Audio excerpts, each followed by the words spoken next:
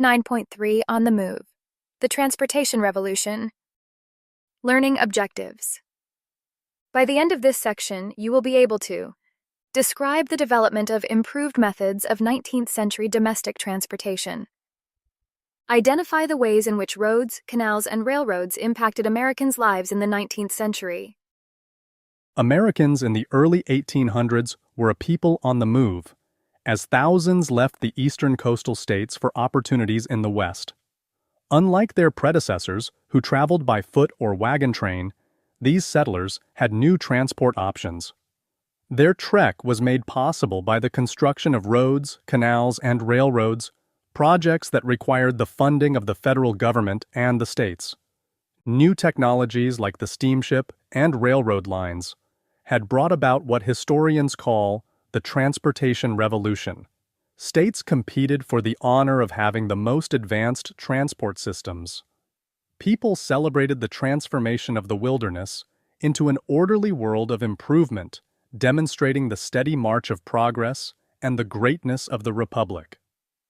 In 1817, John C. Calhoun of South Carolina looked to a future of rapid internal improvements, declaring, "Let us bind the Republic together with a perfect system of roads and canals." Americans agreed that internal transportation routes would promote progress.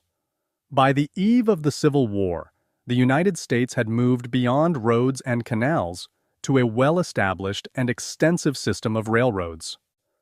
Roads and canals.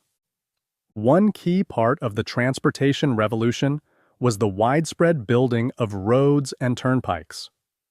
In 1811, construction began on the Cumberland Road, a national highway that provided thousands with a route from Maryland to Illinois. The federal government funded this important artery to the west, beginning the creation of a transportation infrastructure for the benefit of settlers and farmers. Other entities built turnpikes which, as today, charged fees for use. New York State, for instance, chartered turnpike companies that dramatically increased the miles of state roads from 1,000 in 1810 to 4,000 by 1820.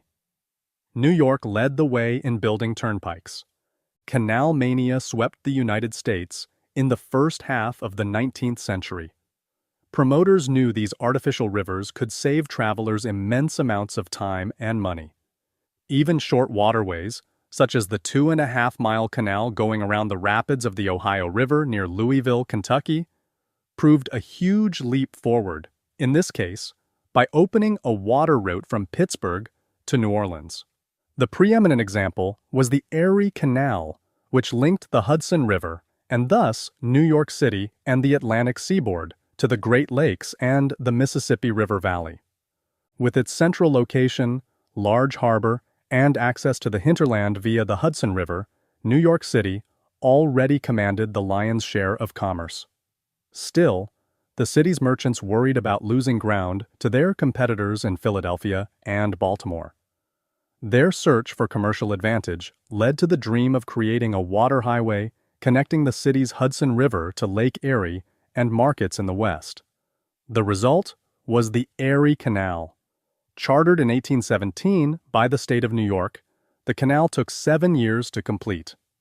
When it opened in 1825, it dramatically decreased the cost of shipping while reducing the time to travel to the West.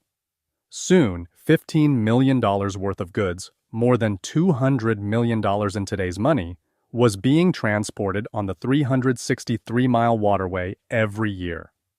The success of the Erie Canal led to other similar projects. The Wabash and Erie Canal, which opened in the early 1840s, stretched over 450 miles, making it the longest canal in North America. Canals added immensely to the country's sense of progress. Indeed, they appeared to be the logical next step in the process of transforming wilderness into civilization. As with highway projects such as the Cumberland Road, many canals were federally sponsored, especially during the presidency of John Quincy Adams in the late 1820s. Adams, along with Secretary of State Henry Clay, championed what was known as the American system, part of which included plans for a broad range of internal transportation improvements. Adams endorsed the creation of roads and canals to facilitate commerce and develop markets for agriculture, as well as to advance settlement in the West. Railroads. Starting in the late 1820s, steam locomotives began to compete with horse-drawn locomotives. The railroads with steam locomotives offered a new mode of transportation that fascinated citizens, buoying their optimistic view of the possibilities of technological progress.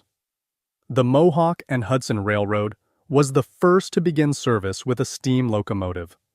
Its inaugural train ran in 1831 on a track outside Albany and covered 12 miles in 25 minutes. Soon, it was traveling regularly between Albany and Schenectady. Toward the middle of the century, railroad construction kicked into high gear, and eager investors quickly formed a number of railroad companies. As a railroad grid began to take shape, it stimulated a greater demand for coal, iron, and steel. Soon, both railroads and canals crisscrossed the states, providing a transportation infrastructure that fueled the growth of American commerce. Indeed, the transportation revolution led to development in the coal, iron, and steel industries, providing many Americans with new job opportunities. Americans on the move. The expansion of roads, canals, and railroads changed people's lives. In 1786, it had taken a minimum of 4 days to travel from Boston, Massachusetts, to Providence, Rhode Island. By 1840, the trip took half a day on a train. In the 21st century, this may seem intolerably slow, but people at the time were amazed by the railroad's speed. Its average of 20 miles per hour was twice as fast as other available modes of transportation. By 1840, more than 3,000 miles of canals had been dug in the United States, and 30,000 miles of railroad track had been laid by the beginning of the Civil War.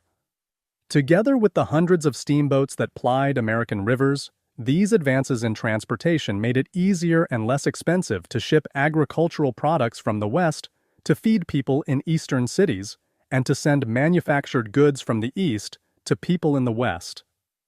Without this ability to transport goods, the market revolution would not have been possible.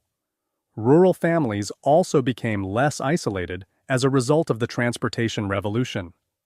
Traveling circuses, menageries, peddlers, and itinerant painters could now more easily make their way into rural districts, and people in search of work found cities and mill towns within their reach.